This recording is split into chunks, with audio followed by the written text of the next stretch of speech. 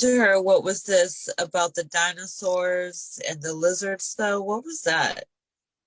It was What? absolutely reptilian and grays. It was grays.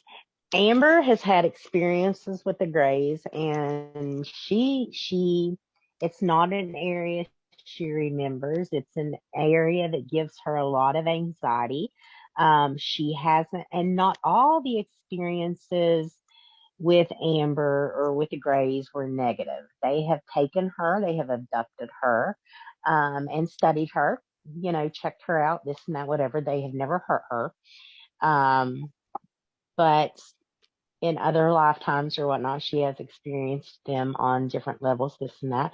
But it makes her very uncomfortable. Anything about aliens makes her uncomfortable. And this is a lot of why, because she knew that it was relative. She didn't have details, but she knew. She has always had discernment. In every single lifetime, she has had discernment. Whether or not she has chosen to listen to it, Amber. And it's been a lot like that through her existence. But yeah, um, it's one and the same. It is the Greys, and they were actually harvesting. They were harvesting hybrids to for many many purposes, and it wasn't just in this lifetime. This has went on throughout existence.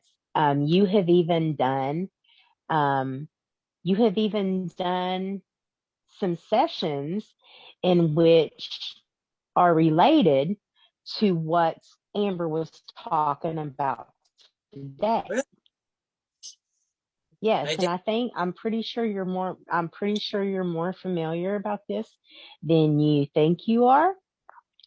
Oh, You are connected to this experience in another way. how is that?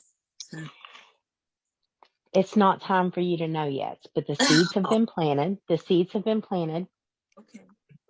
It will not make you or it will not break you. It's just not time. It is not I was time. gonna But say, am I ask? oh, excuse me, I'm sorry.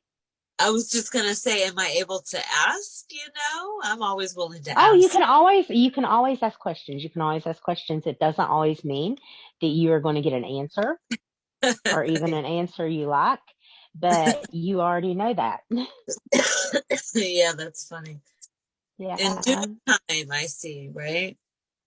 Oh, excuse me, I'm sorry. All due time. All in due time. All in Beautiful. due time.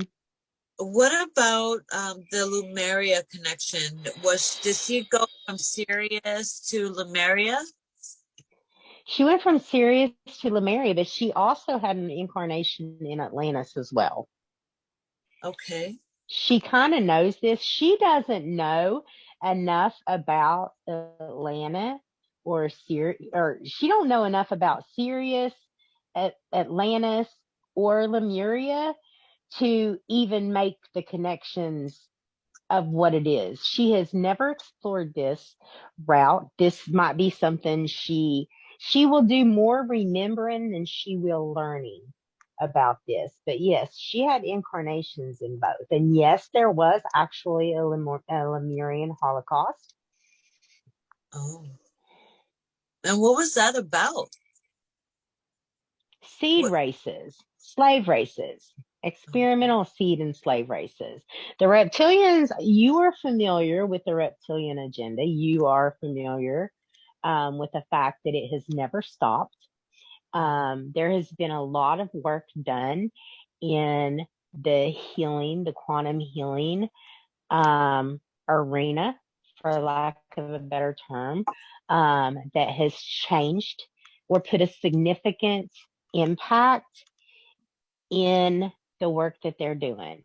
We are no longer for a long time. People thought we were going to succumb to the darkness, and it's hard not to feel that way, especially when you look at the state of the world we're in right now. But there is no spoon, there is no time, it is not linear. Everything is happening everywhere all at the same time. And we are on the upward, we are on the upward um, swing. we're gaining momentum. The light is gaining momentum. Millions of souls have been saved because of what you and the other aura practitioners and quantum healing practitioners have done.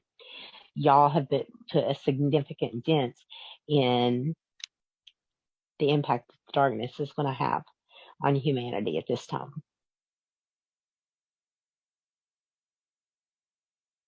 Wow, beautiful, beautiful. Well, that makes my day, and it makes this lifetime. Yeah, there's big work. There's big work. A lot of the star seeds don't realize the impacts that they are having. For instance, Amber in her struggles, she hates whining, she hates getting on social media, and she feels like she's putting on a show for people. Not that she is wearing a mask of any kind, but that she hates putting such negativity out there, but she is following my lead. This is where Amber's mission comes to fruition with her book. She is saving souls just like Jesus did, and that's what she's wanted to do ever since she was an itty bitty little girl. She loved Yeshua, and in her mind, she just wanted to save people. As a little girl, she just wanted to make them happy and make them feel like they were loved, and all sunshine and rainbows and whatever. And Amber is a shadow worker. She's not a light worker. Amber is anointed to work with the darker energies. Up until tonight, there was a very big fear in her doing so. That is no longer there. She is going to, she's going to find her groove in the underworld. She's done some work there before, but she has always been a little bit uncomfortable because of her religious upbringing. But